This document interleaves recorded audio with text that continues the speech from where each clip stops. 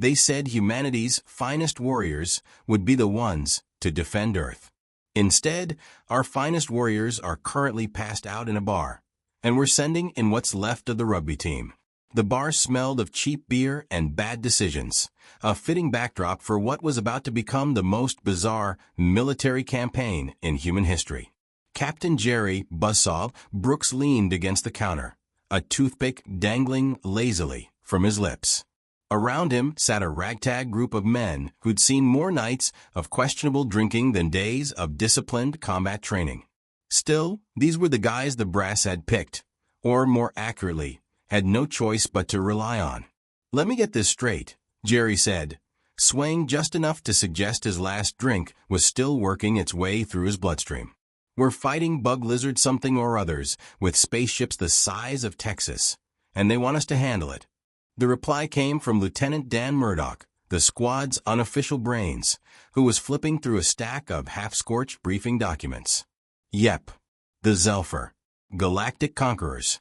Millions of years ahead of us in tech, probably immune to bullets, and very into vaporizing anything that breathes oxygen.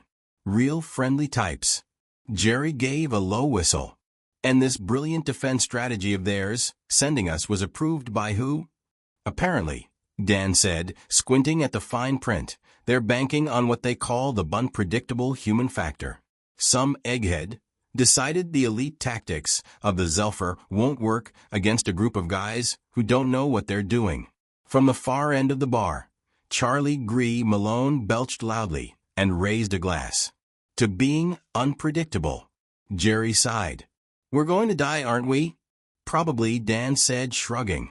"But at least we'll die confusing the hell out of some alien overlords." By the time the team was assembled and loaded onto the rusty military transport, most of them were already regretting their life choices, or at least the amount of tequila they'd consumed the night before. Alongside Jerry, Dan, and Gree were a handful of others. Big Tony, a mechanic who could fix anything with duct tape and a crowbar. Eddie Chips McCoy, who claimed to be a strategist but had mostly just watched a lot of war movies. And Rick Boomer Davis, a demolitions expert with a questionable grasp of safety protocols. As they strapped into their seats, the pilot's voice crackled over the intercom. "Good luck, gentlemen. Remember, no one expects you to win. Just make it weird enough that the Zephyrs second-guess themselves." "Comforting," Jerry muttered. He leaned back, the hum of the engines blending with the snoring of half his team. This was going to be a disaster, but at least it would be a memorable one. The Zephyr flagship loomed like a black leviathan in the sky as the human shuttle made its approach. The plan, if one could even call it that, was simple. Get on board, break something important, and hope the aliens were bad at improvisation.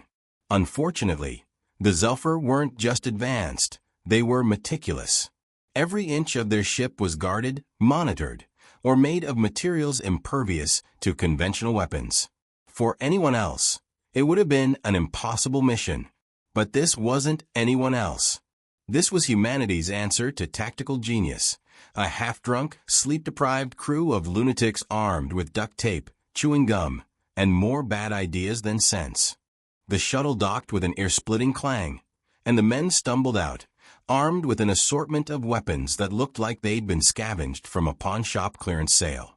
Jerry took point, holding a shotgun that had clearly seen better days.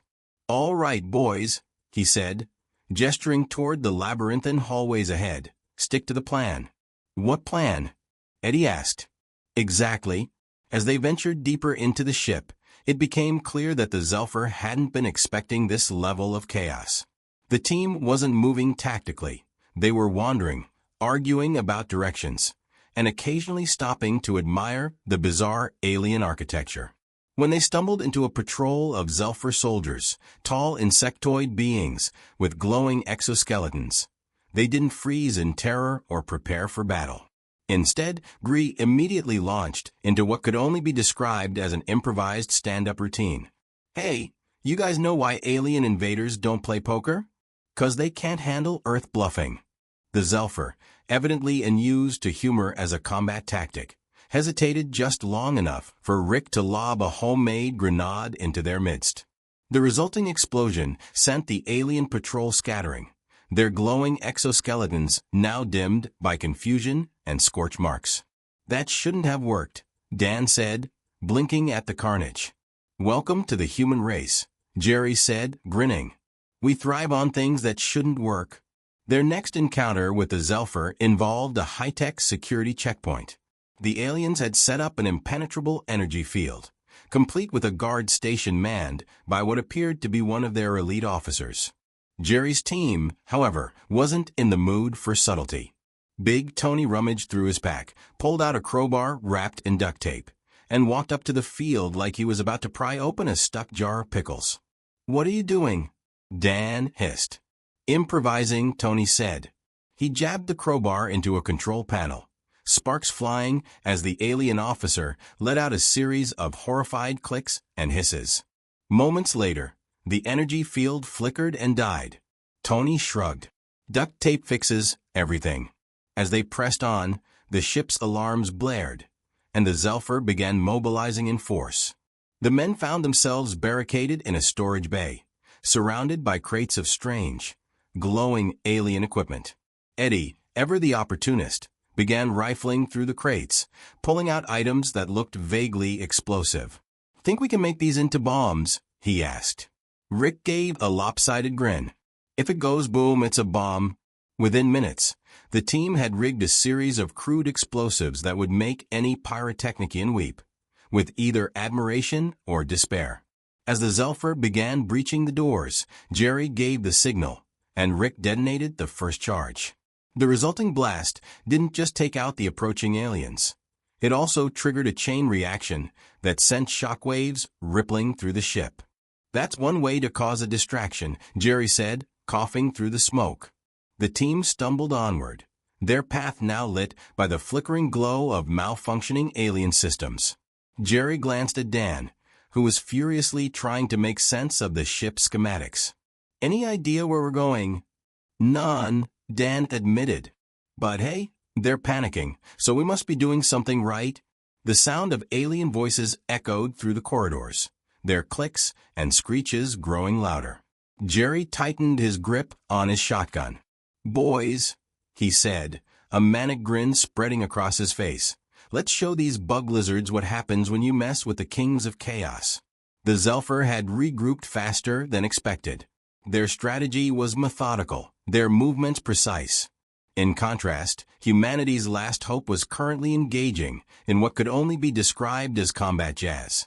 The team didn't follow any discernible strategy. They zigzagged through corridors, tossed improvised explosives into random rooms, and yelled nonsensical battle cries just to throw off their pursuers. The aliens didn't know what to make of it.